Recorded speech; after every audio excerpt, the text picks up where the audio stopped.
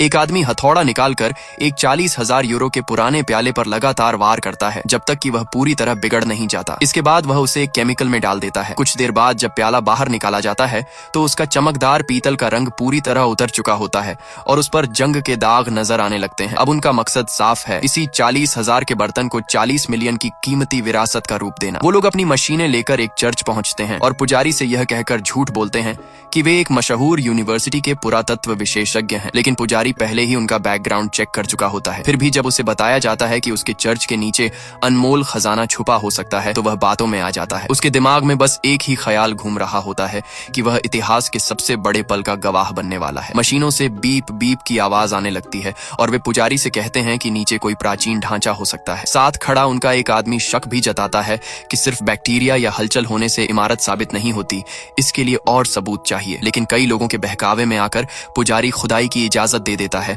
और यहीं से उनका असली खेल शुरू हो जाता है। वे वहीं टूटा हुआ और केमिकल से खराब किया गया प्याला चुपचाप एक गड्ढे में डाल देते हैं, उस पर मिट्टी डालकर अच्छी तरह दबा देते हैं। जब पुजारी दोबारा नीचे आता है तो वे मेटल डिटेक्टर दिखाकर कुछ ही मिनटों में मिट्टी हटाते हैं और उस प्याले को खोज के रूप में उसके सामने निकाल देते हैं। पुजारी की आंखों के सामने एक झूठा चमत्कार हो जाता है और उसके चेहरे पर विश्वास साफ झलकने लगता है। अब वे कहते हैं कि इस जगह पर और रिसर्च की जरूरत है और इसके लिए उन्हें कम से कम 3 हफ्ते चाहिए होंगे। असल में उनका मकसद कुछ और ही होता है। उन्हें पता होता है कि इस चर्च के नीचे एक गुप्त सुरंग है जो पेरिस की अंडरग्राउंड कैटाकॉम्ब्स से होकर एक हाई सिक्योरिटी ऑक्शन हाउस तक जाती है, जहां जल्द ही करोड़ों की ज्वेलरी नीलाम होने वाली है। उनका अंतिम निशाना वही 40 मिलियन की ज्वेलरी होती है। अंधेरी सुरंग में उतरकर वे ग्लो स्टिक से रास्ता चिन्हित करते हैं और कमरों व गड्ढों को पार करते हुए तय जगह तक पहुंच जाते हैं। अब उन्हें सिर्फ 14 मीटर की एक ढलान नुमा सुरंग और खोदनी होती है। सब कुछ सही चल ही रहा होता है, तभी एक नई मुसीबत खड़ी हो जाती है जब पुजारी बोलता है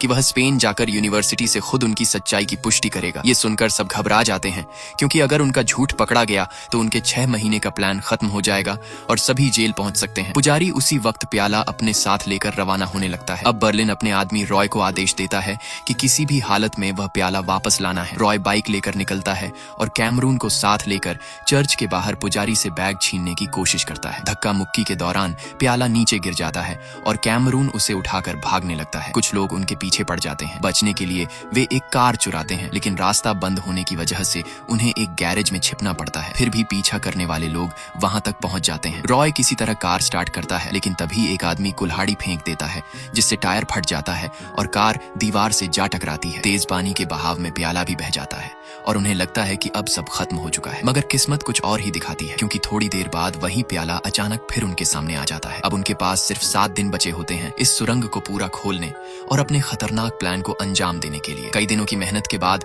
वे आखिरकार सही जगह तक पहुंच जाते हैं और अब ये 6 लोग यूरोप की सबसे बड़ी और परफेक्ट चोरी को अंजाम देने के लिए पूरी तरह तैयार हो जाते हैं।